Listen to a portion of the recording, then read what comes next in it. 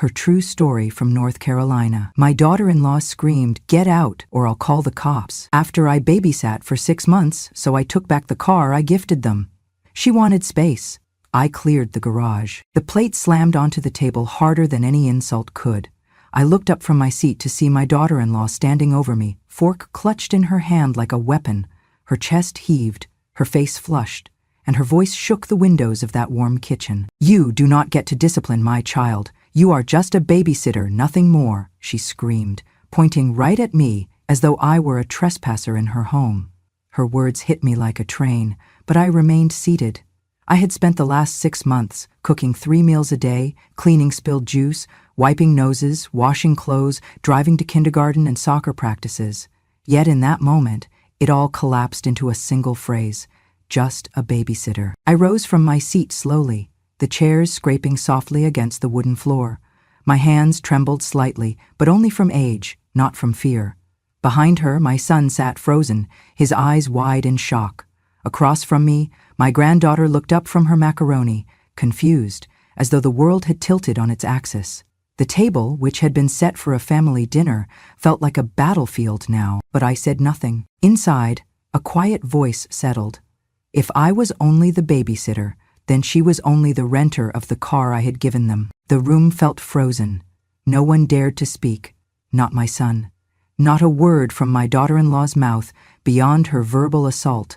No plates clattered, no forks dropped, just the stark tension between a gift and entitlement. I turned slightly, collecting my plate not with my hands, but with every ounce of dignity I still had left. I moved as if gravity itself did not want me there.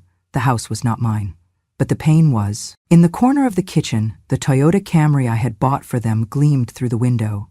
I remembered the day I handed them the keys, explained it was just to help ease their burdens, that family helps family. Back then, they had hugged me like I was the strongest person alive.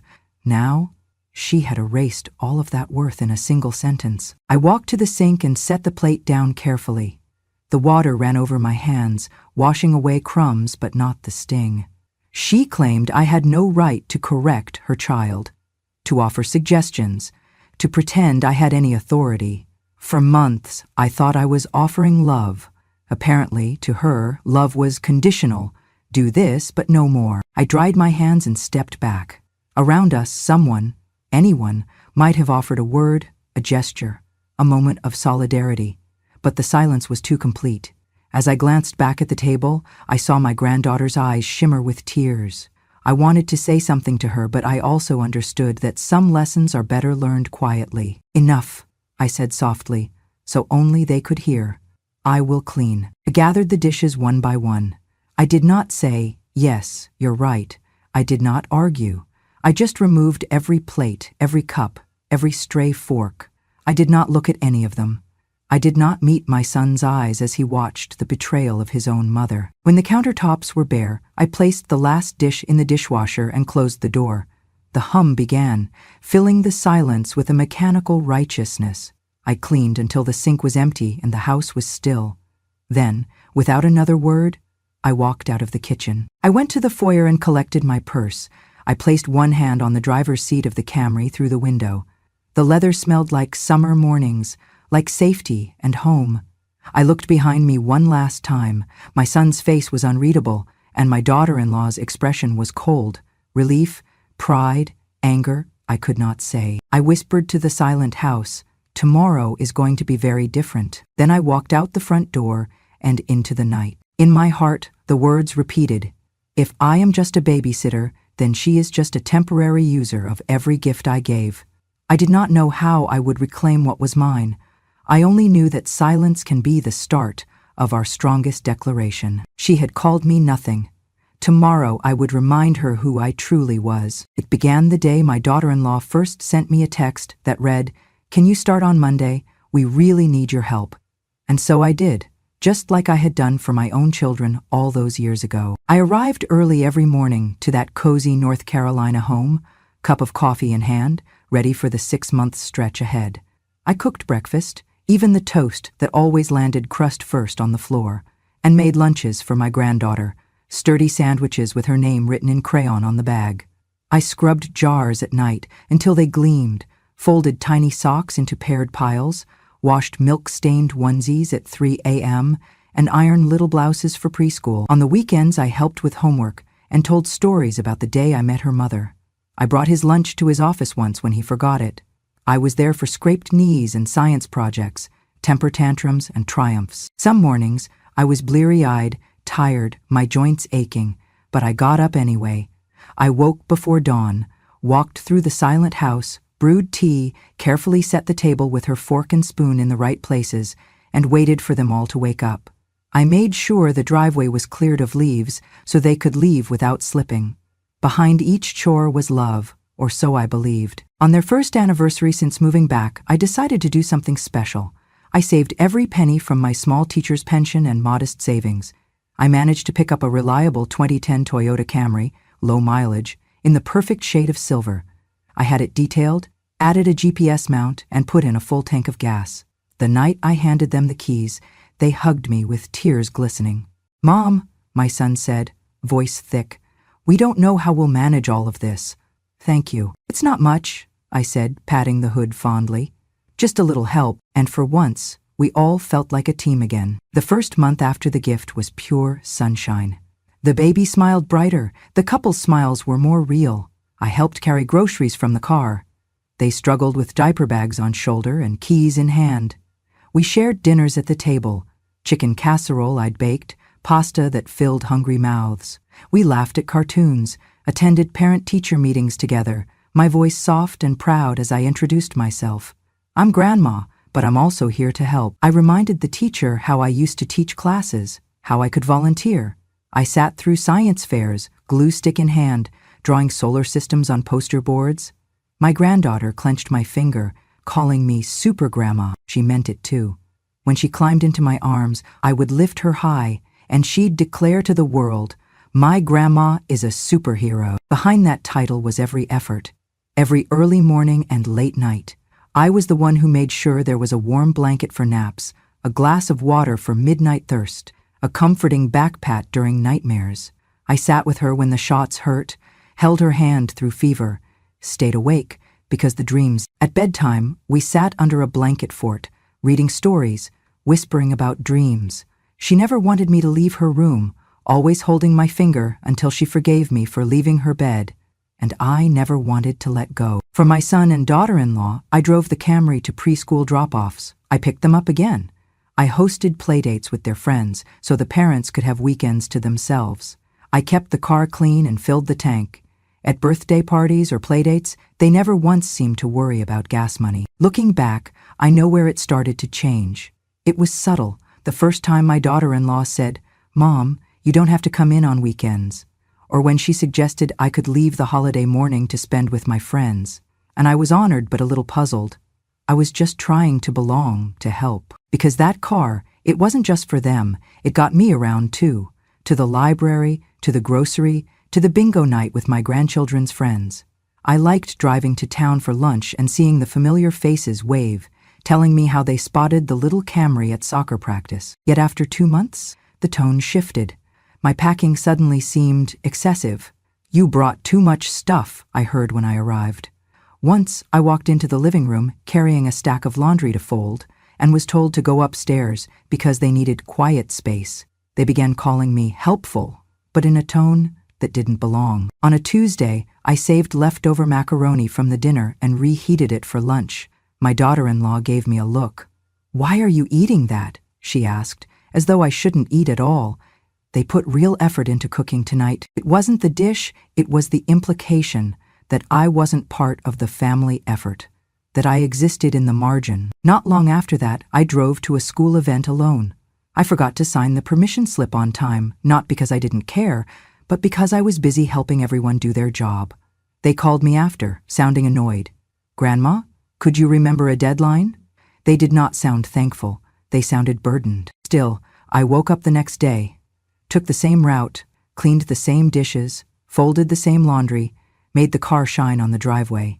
And I did not complain, because I believed that family is worth giving, more, giving, until it hurts, until the gift is reinterpreted as rent, or burden, or intrusion. When I look back on those early weeks, I see the hope The way their faces lit up when I handed over the keys, the way my granddaughter's laugh echoed in the halls, the soft gratitude in their eyes, even if it faded eventually, was enough to keep me going. I remind myself that for 30 years I built this family, through blood and choice. 6 months of babysitting, it seemed a small exchange. But apparently, it wasn't enough to buy respect. Not today, not anymore. And today, I will move beyond hoping. I will act, not for revenge, but for recognition, because love deserves dignity, and gifts deserve boundaries. Tomorrow, I begin taking them back. It started with a comment. I parked the old Camry in the driveway and walked in with groceries in my arms. My daughter-in-law was on the phone, pacing the living room. She ended the call before I could even say hello. "I swear this car is making that rattling noise again," she muttered, not looking at me. "I don't think it's safe for the kid." I looked at the Camry through the window. It was showing more wear than before, honking occasionally, the A/C sputtering in the summer heat. But I had just filled the tank and had no issues driving it to pick up my granddaughter that morning. "I'll take it in for a check," I offered gently. "Maybe it's just the exhaust." But she waved me off without meeting my eyes. "No need, Grandma, I'll handle it." Her tone felt distant.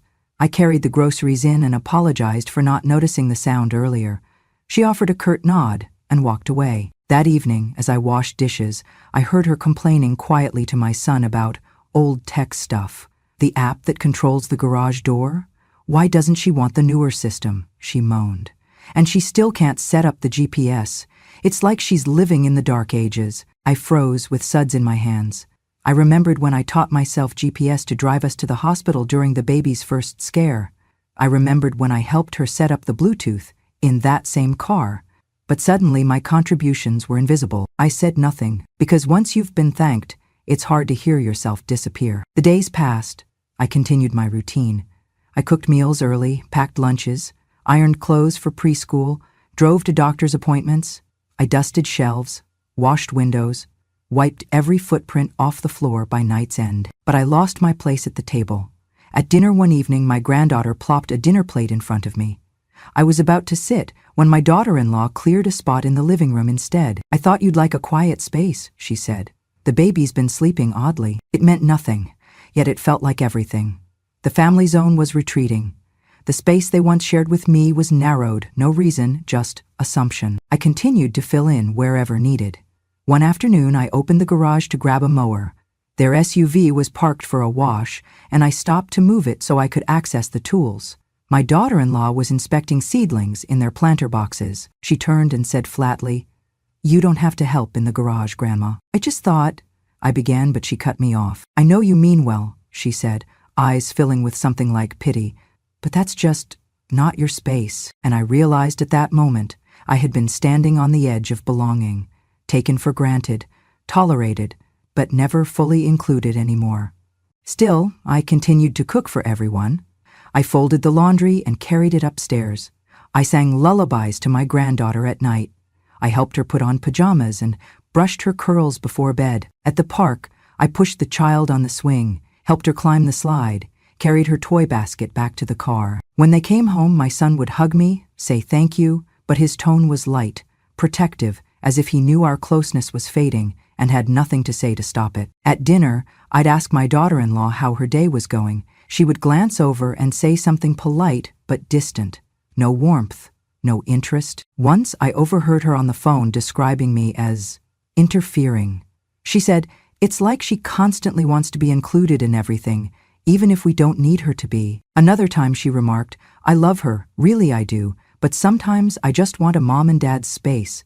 It can't be grandma and parents all the time." I felt a pang. They had once welcomed me with hugs and tears. Now they wanted gentleness born of distance. I wondered if they labeled me a helpmate when they needed me, and a surplus when I stopped surprising them. I recall one evening, I decided to fix a loose cabinet hinge I had noticed earlier. I lifted the tools from the garage and climbed onto my knees to tighten it. My daughter-in-law stepped into the room and saw me half bent in the cabinet. She stiffened and looked away. "I told you not to worry about that," she said coolly. "We've got a handyman scheduled for next week." I watched as she walked away, but I did not get up. I completed the task and closed the cabinet with care. That night, I stood in the light of the living room while they watched a show. My granddaughter asked for a second story. I placed my hand gently on the TV remote and said softly, "I'll get it in a minute." My daughter-in-law glared. "Don't touch anything," she hissed. I froze. My granddaughter's eyes welled up again. I moved aside, saying quietly, "All right." After they left the room, I sat alone on the couch. The silence was different. It wasn't peaceful. It felt like a wall, built around me, but forgetting I was ever part of the foundation.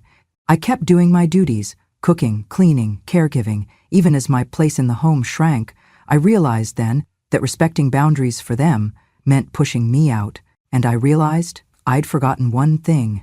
Boundaries are two-way streets. One day, I pet the car as I left for preschool pickup.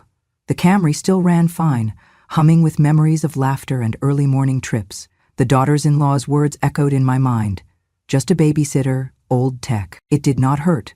Not then. It made me think. And in that calm spinning I understood. I was giving them everything. Now I was giving myself something back. Tomorrow I would start. I would teach them what respect really means. Because you cannot lose your voice in someone else's house without remembering just how loud silence can become. The dinner that night felt different from the start. The sky outside was a deep indigo, and the kitchen light glowed soft and warm, just like every other evening I had shared with them. Yet, beneath those familiar comforts, something had shifted. I prepared the meal in silence, measuring not only ingredients, but also my hope that tonight would be different. Soft jazz played on the kitchen radio. The baby giggled from the other room. Everything looked normal. He sat at the head of the table, as he always did. She sat across from me, and my granddaughter next to me, fidgeting in her chair. The Camry, freshly washed and parked in the driveway, hummed gently in my heart. I had still hoped it represented unity. I began serving the casserole I had baked that afternoon. Chicken, rice, vegetables, all bubbling in creamy sauce. I placed a plate in front of them, silverware polished, napkins folded with care. I set the baby's high chair and smiled as she reached for her food. "Thank you, Mom," my son said. His voice was low and calm, like a child who stepped between parents on the edge of an argument. I smiled back, but felt the tension make the air heavy. At first, the meal passed quietly. She made comments. "It's good. Everyone's eating." But her tone lacked the warmth I remembered. I noticed her eyes flicker when I reached for the gravy boat, and her jaw tighten when I brushed her granddaughter's hair. Halfway through the meal, I asked about the new routine for preschool, and she replied tersely, "We will let you know." Her words hit me like a winter gust in summer. No warmth, no thanks, just obligation. I took a breath and held my own. I thought of all the nights I was up with scraped knees, the afternoons I sat through teacher conferences, the mornings I woke early to make sure the car was ready. And suddenly I knew no meal could hold the grief of all that was unspoken. When I reached for the casserole dish again, trying to serve my son, she slammed her hand on the table. That sound cut through everything. "Stop," she said loudly. "Stop it right now." Her eyes were cold. Her hand shook just enough to reveal anger. "You are not in charge here," she continued, voice growing louder. "You don't run this house." I set down the dish. My heart pounded louder than the dinner bell on my family's farm back in the day. The baby's crying rose behind me as though something had fractured. My son opened his mouth, but nothing came out. Then she pointed at me, shaking. "Get out," she screamed, voice cracking with emotion.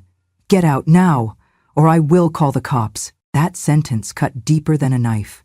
The color drained from my face as I stared at her hand trembling in the air. On the counter, the casserole bubbled, as though mocking the tension that had erupted over it. My granddaughter started to cry. My son looked away. I felt everything collapse. Shock came first. My mind raced. Months of caregiving, handfuls of sacrifices, heavy hours, all overlooked, all erased by those 4 words. Then came sadness, deep, aching sadness, because it wasn't just me. They had stripped my place in their life, my presence at their table. But beneath that sadness, something else took root. Resolve. I slowly stood, letting my chair slide back against the floor. My hands were steady now, though tears wet my cheeks. I held the dish for a moment, then placed it gently on the burner. I looked at her across the table, feeling her rage head-on, yet unmoved. "You have every right," I said softly, my voice low but clear, "to ask me to leave." Her mouth opened, But no more words came. I stepped away from the table. I gathered plates and silverware with quiet determination. I washed them at the sink, ignoring the tremors in my hands. I placed them in the dishwasher, closed the door, and stood with my back to the room. Then I spoke, softly enough that only my son could have heard. "Tonight was the last time," I said, turning from the sink. "This ends tonight." I did not stay for goodbyes. I walked to the front hall, collected my purse and keys. I walked out into the night air, head held high. I heard the garage door hum behind me as she turned it off. She wanted space, and I was giving it. Outside, the driveway was empty. The Camry's reflective surface caught the moonlight. It felt like a beacon of what had been shared and what needed to end. I touched the side mirror. One final goodbye to a chapter of my life, loved, given, and then discarded. Then I walked away, quietly, with my hands full of dignity. I whispered into the night, "Tomorrow starts something new," because tonight was the end of what they called family and the beginning of what I call freedom. That night, I did not sleep. The house was silent except for the low hum of the fridge and the tick of the clock on the wall. But inside me, everything was loud. Months of unspoken disregard played in my mind like a broken record. Her words still echoed, "Get out or I'll call the cops." I touched the stack of keys in my purse and felt their weight. The Camry belonged to me, even though they treated it like theirs. I moved quietly through the dark house, gathering what I needed.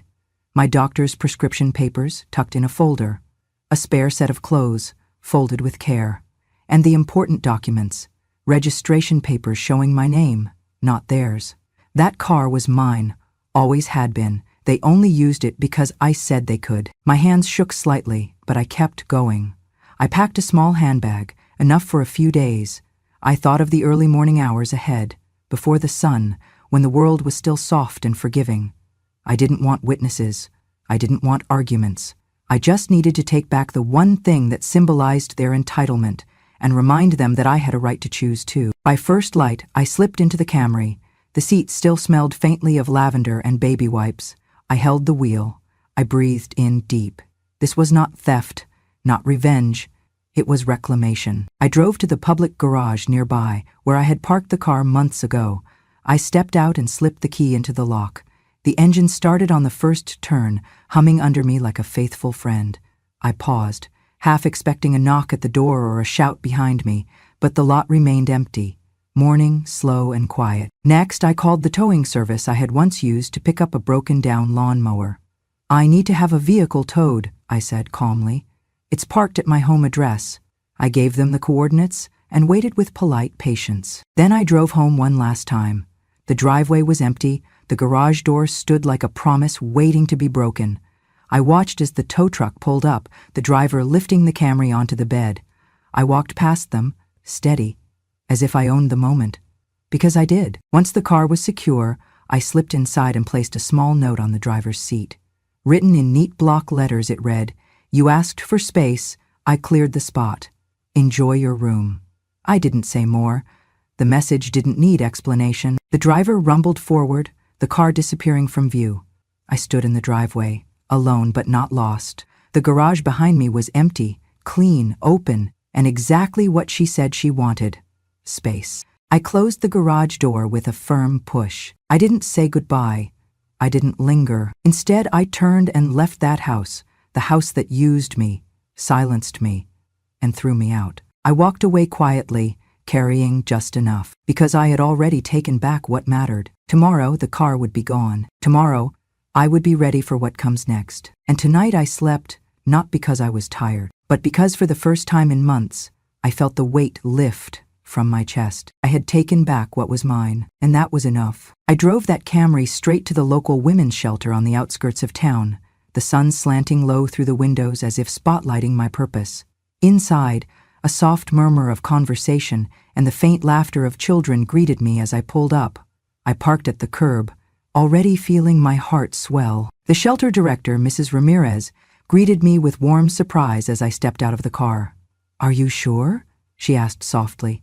"This is a big gift." I nodded. "It helped me once," I said, "and it's time to pass it on."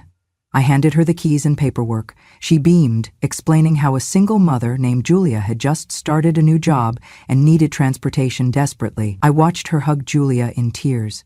heard the little girl gasp with joy. That moment filled the car and me with something I had almost forgotten: purpose. Driving away, the air felt cleaner, my shoulders lighter. I didn't feel like I was losing anything.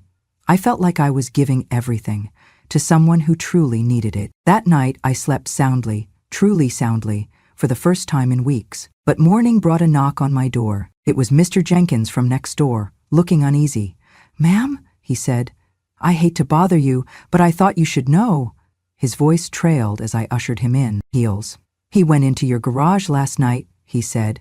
"Your daughter-in-law, she was messing with your car." I blinked. My stomach tightened. She what? He showed me his Ring camera footage, grainy but clear. A woman, her hair, her build, it was definitely her, kneeling by the rear wheel of the Camry, faffing near the brake line. Sparks, frantic hands. He took me to the shared driveway, where a flattened bolt, a bent cable, a patch of oil-soaked grass bore witness. "I heard a noise around midnight," he said. "Couple days ago I thought it was an animal, but this is deliberate." I felt the familiar rush of shock and sadness. Anger followed swiftly, then purpose again. I dialed the sheriff. By noon, deputies arrived, questioning neighbors, checking cameras, confirming tireless details. When she was identified, they came to arrest my daughter-in-law. I watched from a distance. She didn't resist but looked stunned and furious. A mother turned criminal in a moment of rage. At the station, she was booked for vandalism, tampering with a vehicle, property damage, endangerment. They found her fingerprints, and Mr. Jenkins's footage sealed it. Later, there was a small headline in the local paper: "Neighbor arrested after late-night vandalism in quiet cul-de-sac." They didn't mention the family ties or the babysitter-turned-caregiver, just the facts. Word got around fast. My son confronted her, tears and horror. "You've ruined it," he said. "We could have fixed the brakes, but you crossed a line." I sat quietly in my new apartment when I got a text from him. "Are you okay?" I typed back, "I'm fine." He asked if I would press charges. I said I didn't want to make things worse. She wasn't the first to be angry with me, but what she did, that could have hurt someone, not just us. I chose to speak with the deputies to give a statement, not to press charges, but to protect the women's shelter donation and to hold her accountable. Sometimes accountability doesn't come with triumph, it comes with boundary. That night I made a cup of hot tea, looking out my window at flickering streetlights. I wasn't celebratory, I was wise. I knew wounds don't heal overnight, and that redemption isn't guaranteed. But I also knew I had taken them out of chaos and into clarity. I had gifted kindness and reclaimed peace. And this twist, as hard as it was, showed me they would never learn respect by silence alone. I closed my eyes, breathing in the hum of the city. The Camry was gone. The act of violence had cleansed more than one conscience, and while the path ahead held grief and healing, I was finally walking in a place of truth. Because taking back what is ours is just the first step. Holding space for what we deserve, that's the journey. That morning, the calm of my new apartment was shattered by a knock on the door. It was my son standing there, pale and hollow-eyed, as if someone had draped heartbreak over him like a winter coat. Behind him, headlights from parked sheriff cars still cast harsh shadows along the walkway. He didn't need to speak names. I saw it all in his face. His wife's arrest, the judgment, the viral headline, and most devastating of all, the knowledge that the car, their family's vehicle, now belonged to someone else. He came inside slowly, hands in pockets. He looked around at my modest little space, the strip of floral wallpaper, the chipped coffee cup I'd bought at a thrift sale, a quilt folded neatly on the bed. He sat in the chair by the window, hands clasped tight. I'm sorry, Mom, he whispered, voice cracking. She shouldn't have done that. God, I never thought. He paused, shook his head. I saw the report. They're asking for divorce papers. His voice was small, defeated. She says she can't live with the shame. She's leaving. She's taking the baby with her. My heart clenched, but I braced myself. I had rebuilt myself, brick by brick. I could handle this too. "Do you hate me?" he asked suddenly, meeting my gaze for the first time in what felt like forever. "Do you blame me?" I closed my eyes. My answer was simple, but true. "I don't hate you," I said gently. "I don't blame you, but I can't stand by and watch you or her hurt me anymore. Not then, not now. He nodded, tears fresh on his cheeks, as though he were swallowing regrets meant to last a lifetime. That afternoon, my son and daughter-in-law returned the keys to the Camry, not to me, but to the shelter director. They left boxes on the doorstep, baby clothes in plastic bins, torn-up toys, photographs from when the car was new, showing laughter and possibility. And then the door closed behind them. They moved away later that week. The for rent sign flashed in the yard they once filled with life. I didn't go back. It was not mine anymore, and neither were the memories packed in cardboard. My son called once. "Mom, I'm so sorry," he said, voice ragged. "I should have heard you. I should have stopped her. I should have protected the gift you gave us." I answered, "No. Hadn't you done it, I'd still be in that garage, being called a babysitter, being threatened with police." He was quiet. Then he said, "I wanted to give you a home. I didn't realize I was taking one away. I thought of the love I felt building that family, all the sacrifices made. But some things, once broken, cannot be mended with apologies. I hope you find your peace," I said softly, "because I'm finding mine." That was the end of it. I did not respond to messages asking if I would press charges. I did not attend any court proceedings. I did not call them back again. I chose silence, not out of spite, but because sometimes silence is the clearest statement. The weeks that followed were still. No boxes arrived, no "Mom, can I come over" calls, and I was okay with that. In the hush that settled, I discovered clarity. I planted a little garden on my balcony, small herb pots, bright marigold blooms. I hosted book club meetings in my living room. I started volunteering at the library, helping children learn to read. I reclaimed the rhythm of my own days. The car, our last tie to their version of the past, was gone, not just physically, but emotionally. And that's when I realized what I gained: space to breathe, space to be seen, space that wasn't shared because I was expected to give up my voice. My son may still be grieving what we lost. His wife's mistake forced consequences beyond both of us. But I know this: in letting go, I no longer carry guilt nor obligation. I only carry memories I made freely, and love I gave willingly. I do not miss them. Instead, I miss her words echoing through that night: "Get out or I'll call the cops," and I know I earned the right to walk away. Their departure was not the end of my story. It was my beginning. And as I water my little herb garden each morning, I whisper to myself, "You are enough. You deserve peace, and you earned this life without apology." For the first time in months, my mornings felt endless, not in loneliness, but in quiet possibility. I live now in a small apartment above a corner cafe in town. My kitchen table is set by a broad window that fills the room with morning light. Each day, I brew a pot of loose-leaf Earl Grey. The kettles whistle a gentle awakening. I pour the tea into my favorite porcelain mug, the one chipped at the rim but irreplaceable, and I sit across from the window, watching the world come alive below. The first morning was the sweetest. No rushing footsteps, no slammed doors, no expectations of where I should be or what I should do. I tucked a quilt my husband made around my shoulders and took a slow sip. The flavor, bergamot, steam, earth, hit me like home.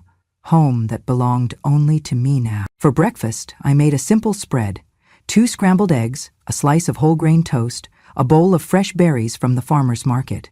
I set it all on the small table, arranged it with care, and sat down.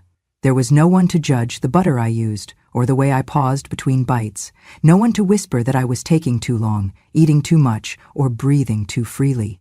It was all mine. I ate with the same reverence I once reserved only for family gatherings, those crowded, chaotic affairs where my place felt smaller by the year. But today, every bite tasted like freedom.